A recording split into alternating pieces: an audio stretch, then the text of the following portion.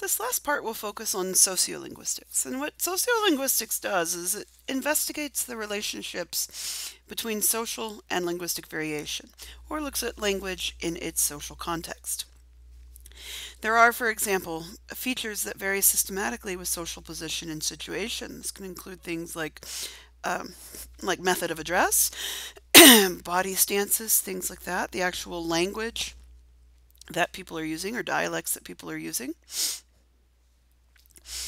And we have to recognize that linguistic change does not occur in a vacuum. So, linguistic change happens when cultural changes are happening.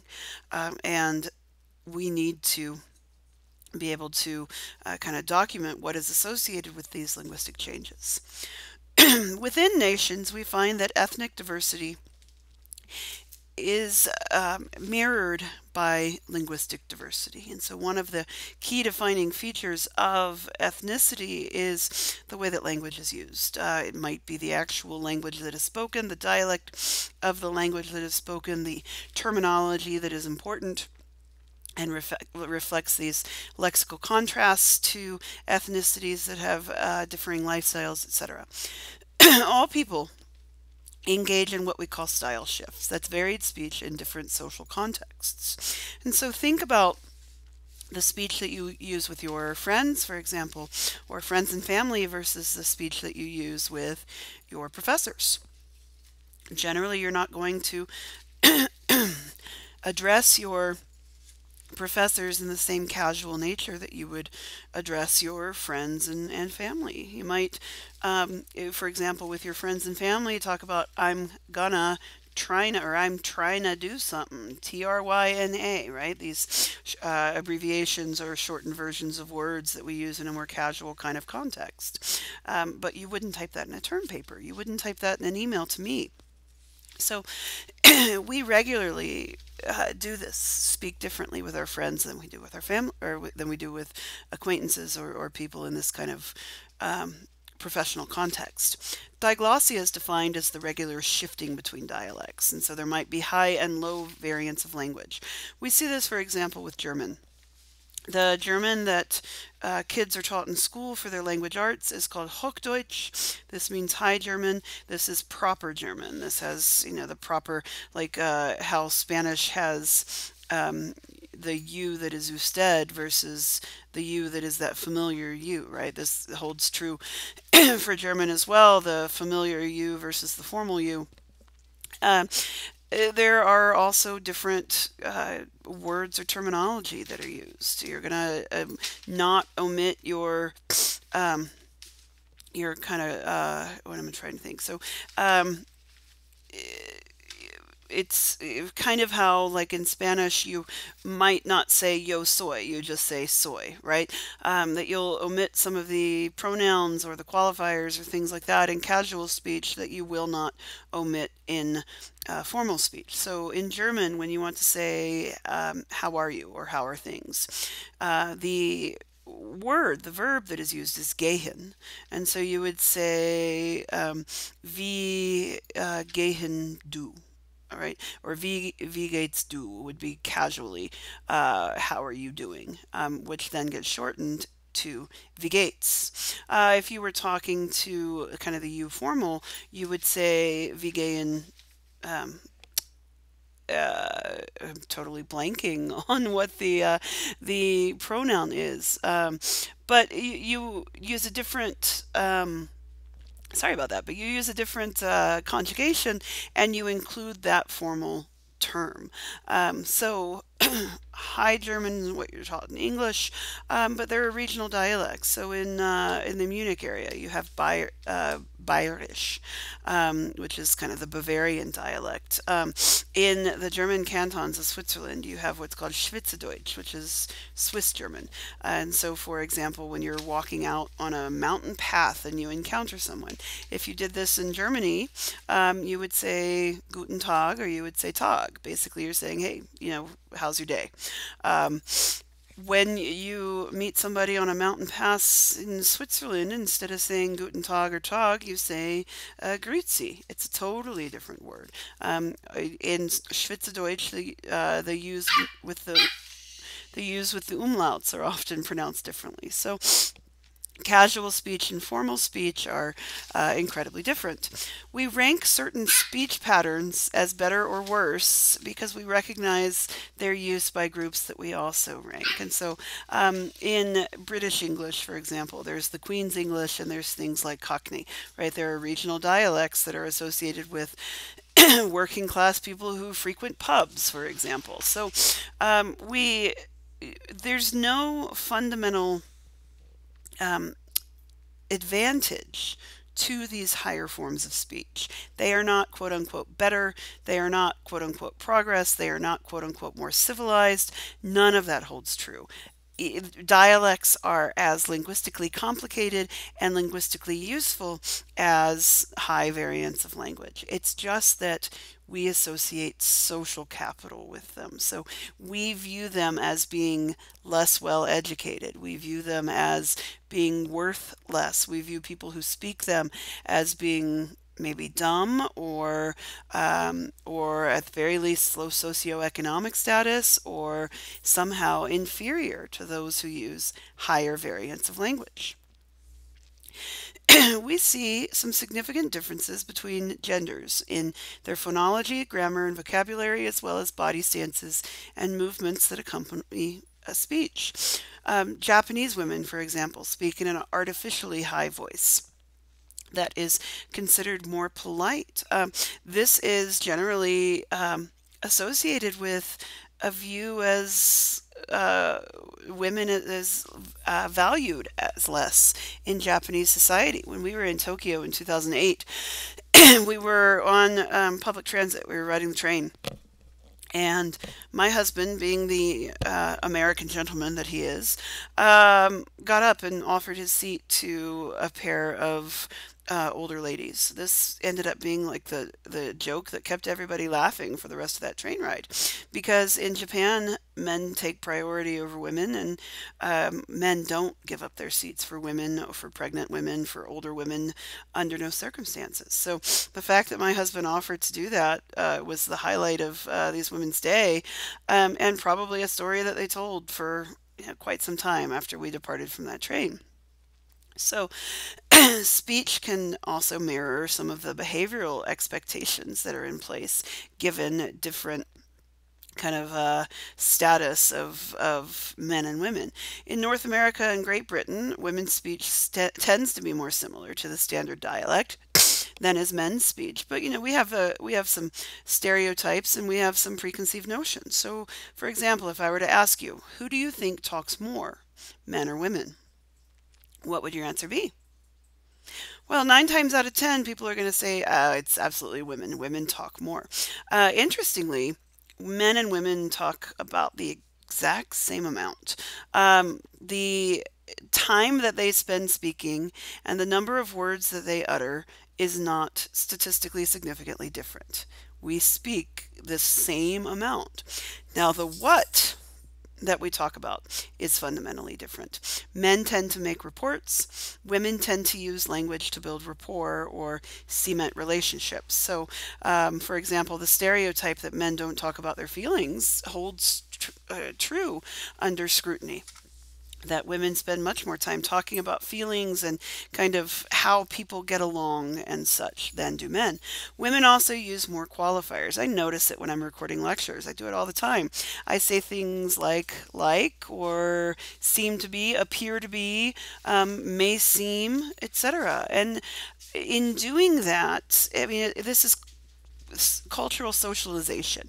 As women, we are taught from very young ages to not be bold. I mean, think about the things you say about people or to children or whatever when they're exemplifying certain traits. A young girl takes leadership in group play. What do you say? You say, don't be bossy. We're cautioning our girls basically not to stand up and be leaders in direct play. When boys do similar behaviors, we compliment them for being leaders. So we socialize girls from very young ages not to make statements that are definitive, that are strong statements. And so this is reflected in our language. I was socialized that way, and I still find myself in audio lectures using these qualifiers, not saying something is this, but saying something appears to be this. So listen to yourself, examine your own language for a couple hours and see whether you engage in similar sorts of stereotyped gender speech. I mean, stereotypes are meant to be broken, absolutely, right? But stereotypes also have their root in a kernel of truth. And so this isn't some inherent difference between men and women. There's not something about men's brains that says make definitive statements, and women's brains say add qualifiers and to lessen the blow, let's say. No, it's just that we've been socialized for this, that through through social learning, through maybe even this conscious and unconscious behavior modification that we talked about last week with culture, we internalize certain messages, and that is then reflected in our speech contrasts. Mainstream Americans evaluate the speech of low status groups negatively. William Labov addressed this and said that pronunciation is associated with prestige. So when people slur their words together, we view them as less well educated. When people enunciate, speak without an accent, etc., we view them as having higher status, as being um, better in a way. Speech habits help to determine how others evaluate us and thusly determine our access to employment and other material resources. I had a friend growing up. Now, I've got to give you some context. I grew up in South, kind of Western Virginia, in an area that is still considered the Bible Belt, Jerry Falwell, all that kind of stuff. Televangelism was big. I also grew up in an area that was very strongly racially divided. And that distinction was between blacks and whites. I mean, that's all there was to it. We we grew up in the quote unquote city, which means that the city consisted of, a town of 19,000. Calling it a city by Albuquerque standards is amusing, right? But at our school, we were 52% white, 48% black. At the smaller schools in the rural county that surrounded us, you literally could maybe count the number of black students on one hand. Okay, so you would have had maybe 3 to 4 black students in the entire school, even though the schools had the same total number of students. So county schools were not ethnically or racially diverse. The city school was much more diverse, though really still you didn't have any other kinds of ethnic minorities. It was just blacks and whites. I had a friend who was what we would call biracial. His mother was white, his dad was black. Um, he was not considered or accepted by any of the social groups. He was considered too black to be white because his skin was obviously black. So he wasn't accepted as in with white circles of friends. He also was considered too. What did I try? So he was too black to be white. He was too white to be black. The black kids would call him an Oreo, black on the outside, white on the inside, because he spoke with proper English. He enunciated. His parents were both highly educated, with graduate level degrees, and he spoke as if he was raised in an educated household. So, for him, there was no fitting in. It caused a lot of problems. He had a really hard time going through school. This was the kind of context in which I grew up. There was a clear distinction between the way that black kids spoke and the way that white kids spoke, and that was associated with differential access to resources that was reinforced through these greater kinds of institutionalized expressions of racism. There was different work that black and white people did. There was another category that people would call white trash, right? Less educated, lower socioeconomic status white people. So these 3 distinct groups had different job opportunities available to them. They used different styles of speech, differential access to resources, and so forth. So the way that you spoke to friends, to teachers, to people interviewing you for employment guaranteed or prohibited your access to certain kinds of jobs, which then prohibited your access to resources. Pierre Bourdieu stated that linguistic practices are quote unquote symbolic capital, that properly trained people convert into economic and social capital. One of the best ways, if you want to change your access to things, is through, of course, education, but in that change in education, you've got to change how you speak. So if you find yourself being passed over for jobs, then maybe it's a matter of how you present yourself. Maybe you need to get help on your resume, which C&M offers wonderful support for kind of career training and having your resume look professional. But also practice your interview skills. Practice what you're going to say. Practice how you're going to answer certain questions. Make sure that you enunciate and speak with good diction, etc. These are things that you can change to change how people perceive you. Does that really change who you are? No. But it in one respect helps to identify some of the systemic prejudice that we have in this country, but in another way it opens up doors to you that may or may not be available otherwise. So and I'm not saying change who you are, but change the face that you present if you want to change that differential access to resources. And let's constantly rally against it, right? Let's educate others that there's nothing inferior about different styles of speech, etc. Let's educate kids on how speech contrasts and the way that they speak and presents themselves, or that's going to affect their careers later in their life. It's going to affect their access to education, so on and so forth. So we will look at one contrast, and that is African American English vernacular.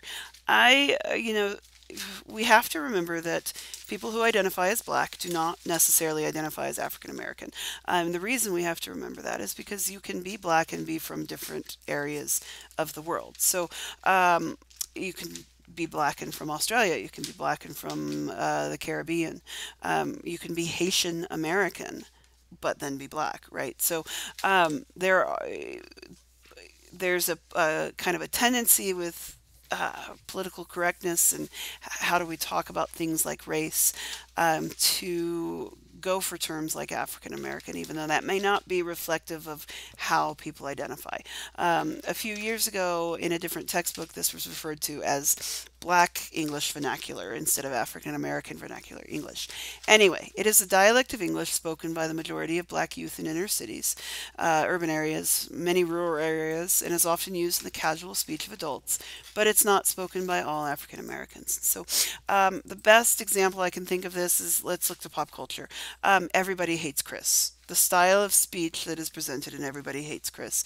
Some of it is presented in Blackish, but the people in Blackish also use more what we would consider a higher dialect or more proper English, let's say.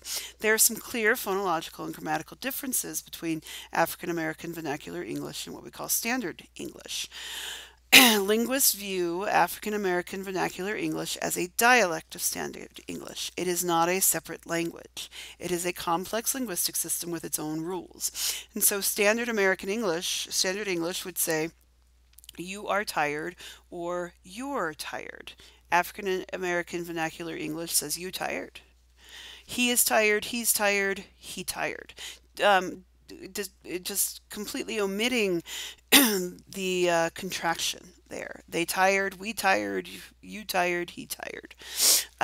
They also are much like people who speak African American vernacular English are much less likely to pronounce R, particularly R's in the middle of words, than standard English speakers. They use copula deletion to eliminate the verb to be from their speech. So there are ways that systematically vary.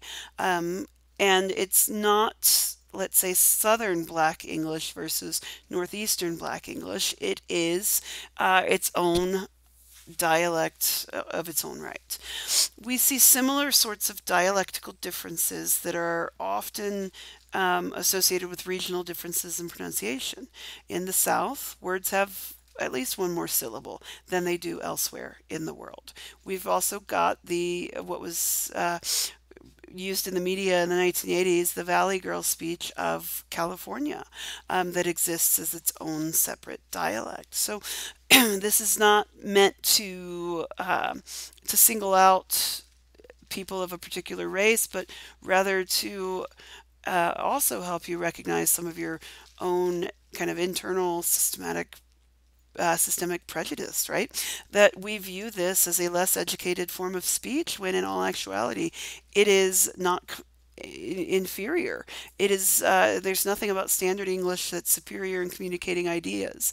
However, standard English is viewed as that prestige dialect. We can use the same example wherever we go. Cockney is not inferior to the Queen's English, but it does have differential kind of social connotations. Bayerisch is not inferior to Hochdeutsch, but it is viewed as less educated and not used in professional settings. So the way that you speak, the way that you present it yourself opens up access to our differential access to educational opportunities and employment opportunities. This is exactly what we mean by speech patterns being social capital. So our last point deals with historical linguistics. This is a study of long-term linguistic change. We can use contemporary daughter languages, for example, to reconstruct past languages, same parent languages, or proto-languages, each of which may have been changing separately for hundreds or thousands of years. The proto-language is the original language from which a new language diverges, and historical linguists classify languages according to their degree of relationship. We recognize that language changes over time, and so we come up with subgroups, which are languages within a taxonomy of related languages that are the most closely related. So, for example, we can think about things like English, Spanish, German, Italian, using the same alphabets, right? They all derive from what was called a Proto-Indo-European language. And so we've got similarities in the letters that are included in the alphabets. We've got similarities in some of the words. But we can also think about the fact that we might not speak the same language only because we are culturally related. Close relationships between languages does not mean that people who speak them are related biologically or culturally, because people can adopt new languages. So when we think about why we speak English in America, right? Even Native Americans speak English in America. Even Hispanics speak English in America. Not because Native Americans are closely related to Europeans, specifically British, but because the British colonized North America and people were forced to assimilate. People were forced to adopt the language patterns of this dominant culture that was pretty hell-bent on eradicating their cultures and their languages. Anthropologists are interested in historical linguistics because cultural features sometimes correlate with the distribution of language families. So we can find some similarities in cultural features among the British and Americans, right? We can find similarities in cultural features among these European imperial countries and the colonies that they formed and then abandoned. We also are interested in historical linguistics because of this phenomenon of language loss. An indigenous language goes extinct when its last speaker dies. And we have a history in the United States of trying to commit, at the very least, I mean, we committed genocide as European colonialists came over, but we also committed ethnocide. That is when you try to erase a person's culture. We talked about it a little bit before with this history of Indian schools. We saw a concerted effort by the American government to erase Native American culture from these populations. After they were settled into reservations, their children were taken from their homes and raised in Indian schools. At these Indian schools, they were to dress white. That meant no traditional native attire. They were to speak white, which meant generally English. So in the Southwest, there was some Spanish. They were to eat white, which meant, I don't know, what does white food mean? Bland, not highly flavored. No, but what it meant was deviations from standard indigenous diets. So like in the desert Southwest, right? You wouldn't have gotten to have your fry bread, or calabacitas or things like that. You wouldn't have eaten nopales. You would have instead had, I don't know, pot roast and potatoes. All these aspects of indigenous identity that these schools and the personnel involved were trying to erase from these children. And one critical component was language. You were not allowed to speak your indigenous language at these Indian schools. You were punished really harshly, often through corporal punishment, if you spoke an indigenous language. And the result was that we almost lost some of our native languages, including Navajo. This is one reason why code talkers, Navajo code talkers, and there were some Cree code talkers and other groups, why they were so vital in World War II, because there weren't many people who still spoke those languages because their children had been sent to Indian schools and raised to be white. So this languages that are only oral, like Navajo, that are not written, are particularly vulnerable to language loss. When languages disappear, cultural diversity is reduced. Half of our linguistic diversity has been lost over the past 500 years. There are about 7,000 remaining languages. About 20% are endangered. Half of those 20%, so 10% of those 7,000, are expected to disappear within the next 100 years. David Harrison, a linguist, says that an indigenous language goes extinct as often as every 2 weeks. In many areas, this was due to European imperialism and colonialism. So we do have basically from about the late 1500s to the mid 1900s to blame for language loss.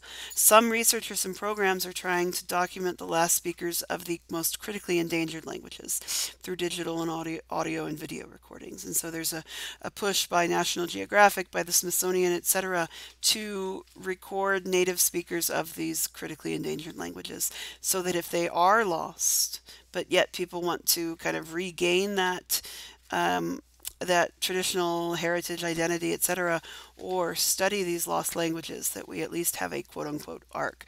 I mean, when you think about what we're doing to the world, we need an arc for everything, right? We need a genome arc. We are kind of caching DNA of critically endangered species of animals. We have a seed arc, basically, that's in danger from climate change because it was built in the permafrost, and as the permafrost melts, as the permafrost melts, those what's the word I'm looking for? The not the vessel, the I don't know. The capsule, the area where these seeds are contained is going to be encroached by moisture, which will cause these seeds to germinate, which effectively means they're going to rot.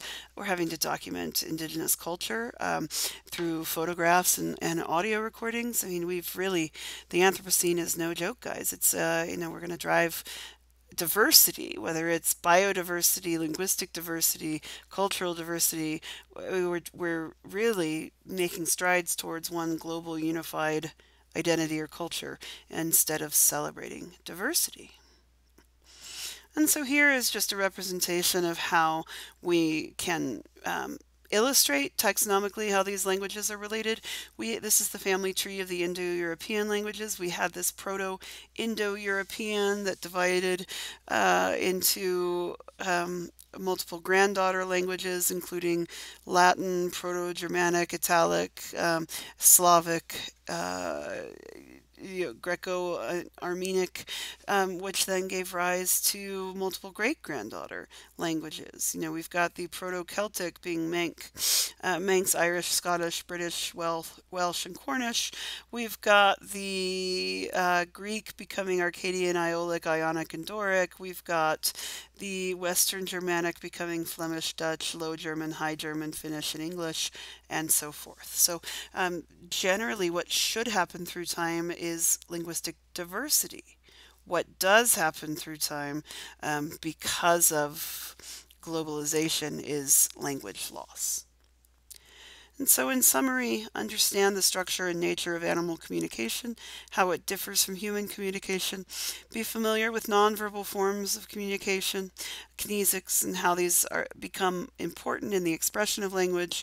The interrelated levels of organization and structural linguistics, the central premise of universal grammar by Chomsky and Sapir-Whorf hypothesis, what focal vocabularies are, and the subject matters of semantics, what sociolinguistics study, including the social capital associated with high and low dialects, this use of African American vernacular English in contrast to standard English as illustrative of different social capital associated with dialects, and what historical linguists study and how their work contributes to anthropology.